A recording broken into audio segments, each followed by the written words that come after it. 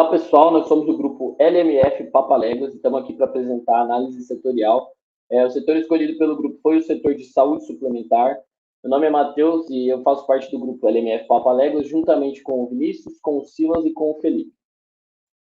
Passando rapidinho pelos tópicos que serão abordados aqui na apresentação. Começando pela cadeia de valor. Bom, para ficar um pouco mais didático, vamos começar a explicar essa cadeia de valor de trás para frente. Partindo dos beneficiários. Os beneficiários são pessoas que precisam do serviço, como qualquer brasileiro. A gente sabe que existe o SUS como um serviço obrigatório de saúde para a população, mas nem todos optam por utilizá-lo. Então, para acessar esse serviço de operadora de plano de saúde, existem duas maneiras. Você pode ir diretamente a uma operadora e conseguir esse plano de forma particular, ou através de entidades coletivas. O que são essas entidades coletivas? Elas podem ser empresas, sindicatos ou cooperativas. Essas operadoras de planos de saúde, ela detém toda a rede que presta o serviço ao beneficiário, através de hospitais, laboratórios de medicina e diagnóstica e através de médicos. Essas partes de prestação de serviço, elas precisam ser abastecidas por meio de distribuidores que acessam fornecedores tanto dos insumos médicos quanto dos equipamentos hospitalares. É importante ressaltar aqui que, em geral, quem mais contrata esses serviços são as entidades coletivas, empresas e sindicatos, como ilustra o gráfico à esquerda abaixo. Hoje, 70% aproximadamente dos planos são planos coletivos empresariais, 19% são planos individuais ou familiares, aquela maneira particular de atingir, e também tem uma parte que é de coletivo por adesão, que é essa parte de sindicatos e cooperativas. Um gráfico interessante aqui, uma entrevista feita pelo site Benefícios da RH, 92% dos trabalhadores valorizam mais o benefício do plano de saúde no seu emprego.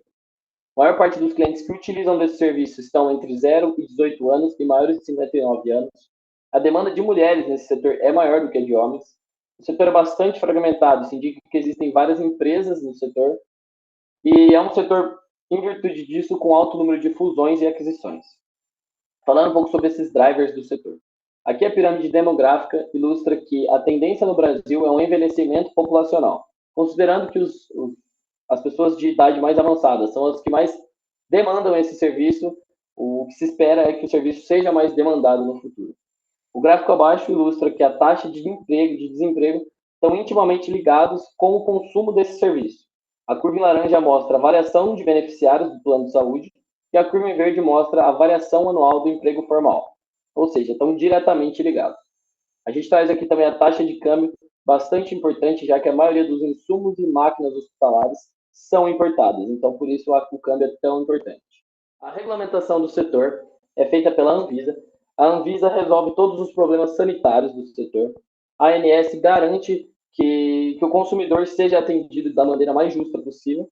E o Conselho Administrativo de Defesa da Economia garante a competitividade no setor e regula essas fusões e aquisições citadas no slide anterior. Players do setor, podemos destacar aqui a Unimed, que é uma cooperativa médica, Bradesco Saúde, Amil, o grupo Rap Vida e Notre Dame, foi um grupo que fez a fusão aí em março desse ano, e é o grupo que a gente vai explorar aqui, e também o grupo Fleury. Um conceito importante desse setor é a taxa de sinistralidade.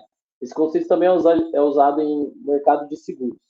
O sinistro é o valor dos custos com os beneficiários do plano de saúde, e o prêmio é o que as empresas recebem do beneficiário.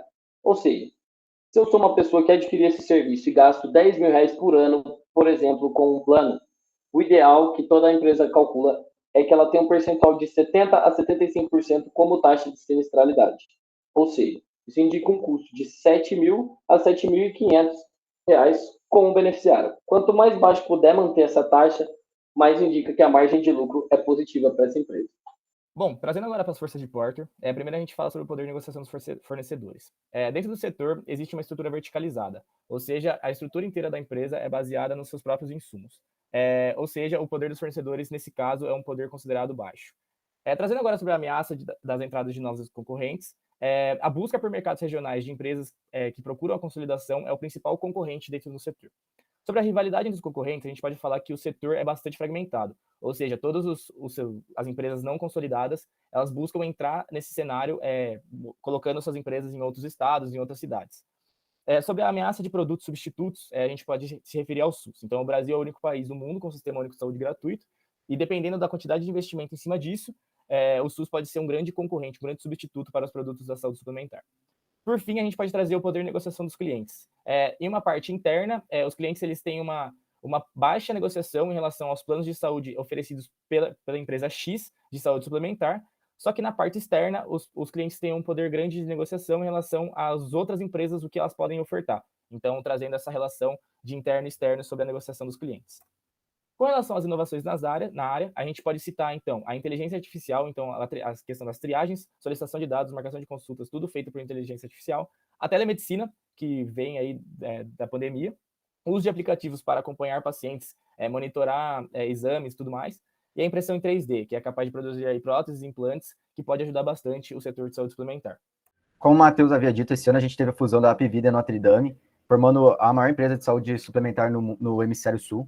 Isso acabou resultando num aumento enorme do número de beneficiários, chegando a 15 milhões, reduziu os custos e desperdícios devido à verticalização dentro da empresa. E além disso, a gente também teve uma alteração na estrutura da mesma, passando para 756 redes próprias de atendimento, 6.116 leitos e a presença em diversas regiões do Brasil, como Nordeste, Sul e Sudeste.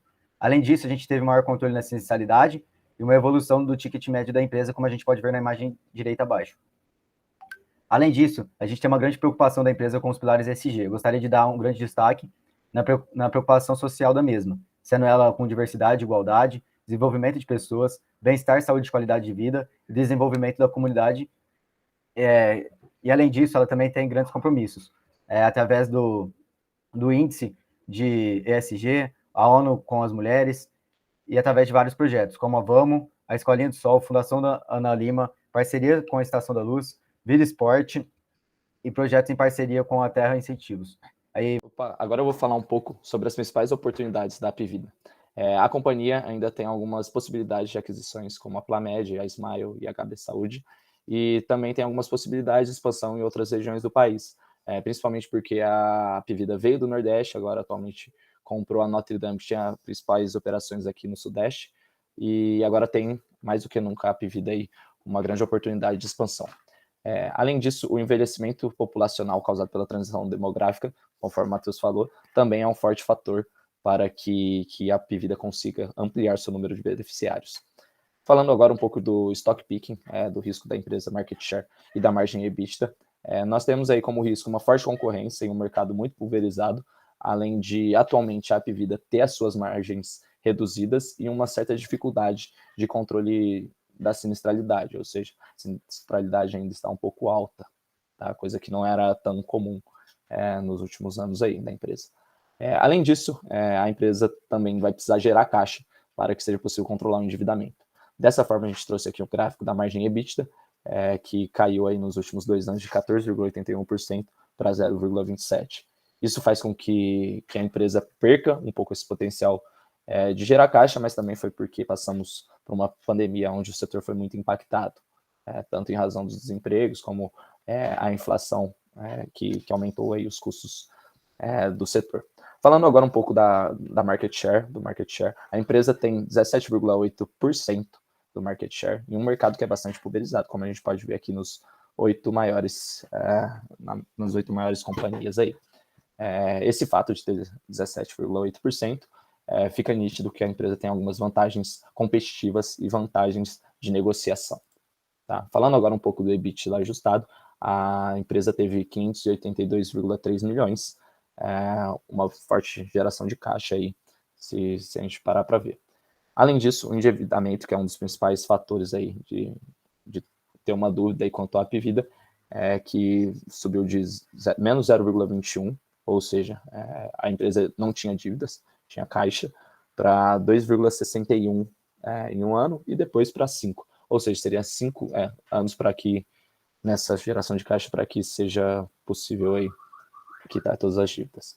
Falando agora um pouco também da nossa tese, é que a gente acredita no Vale Invest e que a empresa deve aí passar por essas adversidades impostas aí atualmente e melhorar futuramente aí seus indicadores financeiros, conseguindo gerar caixa e reduzir seu endividamento, além de conseguir boas margens. Bom, obrigado.